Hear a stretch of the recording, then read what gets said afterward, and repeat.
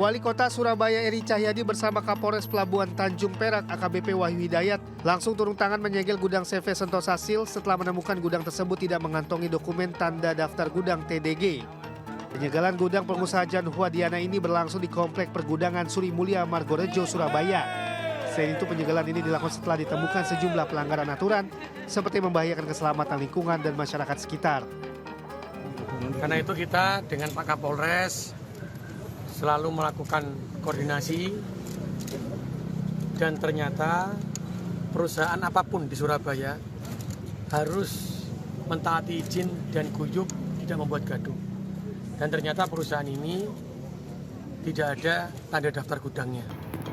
Sebelumnya pengusaha Jan Huadiana ini menjadi viral lantaran diduga menahan puluhan ijazah mantan karyawannya. Bahkan ada mantan karyawan yang mengaku ijazah aslinya ditahan meski ia sudah tidak lagi bekerja di tempat itu. Korban penahanan ijazah bahkan memberanikan diri melaporkannya ke Mapolda Jawa Timur. Perkara dugaan penahanan ijazah juga sampai ke Wamenaker Immanuel Ebenezer Noel. Noel dan Wakil Wali Kota Surabaya Armuji langsung mendatangi lokasi perusahaan itu. Kedatangan para pejabat ini sempat ditolak masuk oleh Jan Huadiana, meski akhirnya mengalah dan hanya membukakan pintu kecil. Kedatangan Noel dan rombongannya untuk menanyakan ijazah yang ditahan. Namun pemilik perusahaan Jan Hua tetap membantah telah menahan ijazah karyawannya. Dari Surabaya, Sony Hermawan melaporkan. Itu siapa yang ditahan ijazahnya? Siapa yang nahan? Benar itu nggak nahan? Kalau seandainya kita panggil orang lainnya, ditahan gimana? Boleh orang mau fitnah saya. Oh ini nggak fitnah. Sebuah kabar mengejutkan datang dari Kejaksaan Agung terkait kasus dugaan perintangan penyidikan perkara korupsi PT Timah, impor gula dan vonis lepas ekspor CPO. Kejagung menduga ada permufakatan jahat dilakukan oleh Direktur Pemberitaan JAK TV, Tian Bahtiar. Atas dugaan ini, Tian ditetapkan sebagai tersangka dan langsung ditahan. Tian diduga berkolaborasi dengan tersangka lain yang merupakan dua orang advokat, Marcella Santoso dan Junaidi Saibih. Kerjasama ini diduga bertujuan untuk membentuk opini publik yang negatif tentang Kejagung, khususnya di Jampitsus yang penuh dengan pelanggaran dan penyimpangan. Dalam kasus ini, Tian diduga menerima uang secara pribadi dari Marcella dan Junaidi sebesar Rp487 juta untuk membuat dan menyebarkan berita yang menyudutkan Kejagung. Tersangka MS dan tersangka JS mengorder tersangka TB untuk membuat berita-berita negatif dan konten-konten negatif yang menyudutkan kejaksaan. Soal penetapan Direktur Pemberitaan JAK TV, Tian Bahtiar sebagai tersangka, Dewan Pers menyatakan menghormati proses hukum yang sedang bergulir di Kejagung. Dewan Pers juga mengatakan pihaknya tidak akan ikut campur dalam proses penyidikan pidana. Kalau memang ada bukti-bukti yang cukup bahwa kasus tersebut terkait dengan tindak pidana, ini adalah kewenangan penuh dari Kejaksaan Agung. Sementara itu, Ikatan Jurnalis Televisi Indonesia IJTI menyampaikan keprihatinan terhadap penetapan tersangka Tian Bahtiar. Menurut IJTI, jika penetapan tersangka berkaitan dengan karya atau produk jurnalistik, harusnya terlebih dahulu berkoordinasi dengan Dewan Pers. Kita berharap bahwa kasus ini dibuka secara terang-benderang. Oke, jadi siapapun di negeri ini, di negara hukum, kita tidak kebal terhadap hukum. Kalau misalnya bersalah, ya kemudian harus ikuti proses itu. Bendera setengah tiang, tanda duka cita terpasang di Kedutaan Besar Tahta Suci Vatikan di Jalan Medan Merdeka Timur, Jakarta Pusat. Sejumlah karangan bunga bela sungkawa juga terlihat di halaman Kedubes. Di antaranya datang dari Presiden Prabowo Subianto dan Seskap Teddy Indrawijaya. Kedutaan Besar Tahta Suci Vatikan di Jakarta membuka pintu bagi masyarakat yang hendak mengucapkan bela sungkawa mulai hari ini hingga Kamis nanti. Tamu-tamu dapat menuliskan pesan duka cita dalam buku tamu yang disediakan. Salah satu tamu yang hadir adalah Menteri Agama Nasaruddin Umar.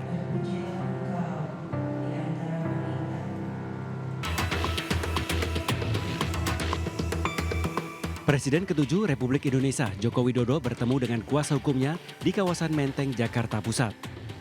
Dalam pertemuan tersebut, Jokowi enggan menjawab pertanyaan wartawan apakah dirinya akan bertemu dengan Presiden Prabowo terkait kasus ijazah palsu. Di kesempatan itu, Jokowi menepis isu matahari kembar. Akan bertemu dengan Bapak Presiden Prabowo nggak, Pak? Pak, kalau Ya, yang saya udah. Kembar karena ada banyak kunjungan itu. Kan sudah saya sampaikan bolak-balik, tidak ada matahari kembar. Matahari itu hanya satu, yaitu Presiden Prabowo Subianto. Udah. Sementara menurut kuasa hukum Joko Widodo, Yakub Hasibuan, Joko Widodo belum memberikan instruksi secara langsung kapan akan melayangkan langkah hukum, meski nama-nama calon terlapor sudah diberikan kepada Joko Widodo.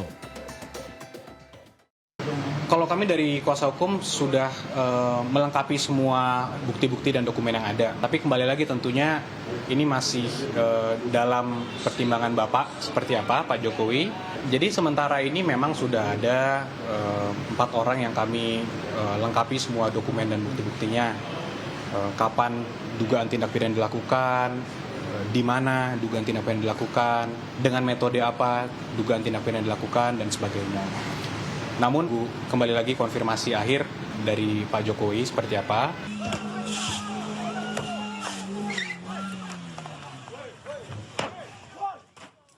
Dengan brutal, belasan anggota debt collector atau penagih hutang ini merusak mobil di halaman kantor Polsek Bukit Raya, Pekanbaru Riau.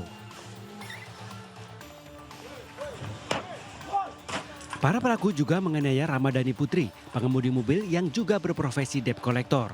Namun sangat disayangkan, aksi tersebut tak dapat dicegah anggota Polsek Bukit Raya yang berdalih kekurangan personil. Tak butuh waktu lama, polisi meringkus 4 orang tersangka dan 7 lainnya dalam pengejaran. Awalnya sekelompok debt collector ini terlibat cekcok dengan korban.